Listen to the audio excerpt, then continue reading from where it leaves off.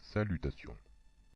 Comme ce que je vais vous révéler pourrait me porter préjudice, je préfère garder un semi-anonymat. Les vidéos que vous verrez ne sont que le résultat de mes réflexions, ma façon que j'ai de lire entre les lignes et de voir le résultat final, celui que l'on vous cache, celui où l'on vous ment, pour vous y amener. Bien sûr, cela n'engage que moi. Ce n'est que mon avis, mais faites-vous votre propre opinion. Les personnes âgées et le danger sur la route.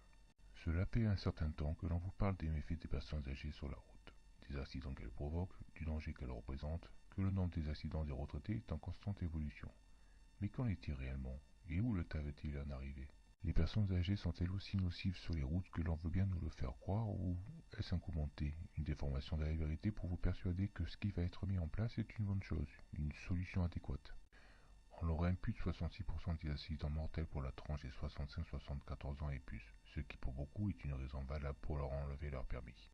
Pourtant, 68% des accidents mortels sont causés par les jeunes entre 18 et 24 ans. Mais là, ça passe, rien n'est fait ni envisagé.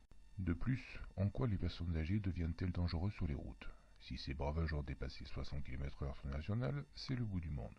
À moins que ce soit justement cette faible allure qui soit le danger. Cette allure d'escargot qui ferait prendre des risques à ceux qui suivent, qui, excédés, doubleraient là où ils ne l'auraient jamais fait auparavant? Mais pourrait-on alors imputer ces accidents aux vieux conducteurs ou alors aux gens pressés?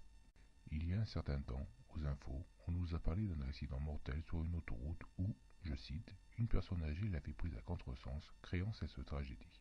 Mais, me semble-t-il, quelques mois plus tôt, ce cas s'était déjà produit avec une personne d'âge lambda. De plus, cette personne âgée avait bu plus de 2 grammes d'alcool dans le sang, et avec un taux pareil, l'âge importe peu. Alors, réfléchissons un peu. Où l'État veut-il en arriver? Même si dans ce cas précis, nous le savons déjà. L'État veut mettre en avant les risques, les accidents, les accrochages qui incombent aux personnes du troisième âge pour sortir leur loi, celle qui permettrait de réduire le nombre de conducteurs âgés sur les routes. Pour quel motif? Difficile à dire pour le moment. Peut-être que cette catégorie n'a plus ou pas les moyens d'acheter des voitures récentes, voire neuves, et donc conserverait un parc de voitures polluantes, et en supprimant la permis, on supprime l'objet du délit. Peut-être aussi qu'ils veulent les rendre dépendants en leur bloquant tout moyen de locomotion, pour les mettre en maison de retraite et ainsi récupérer leurs biens, les droits de succession et les impôts sur ceux-ci. Ou tout simplement les maîtriser, les mener là où ils veulent, les diriger, les chaperonner, les mettre sous tutelle, ou pire, les pousser vers la mort, car un retraité mort, c'est une retraite en moins à payer.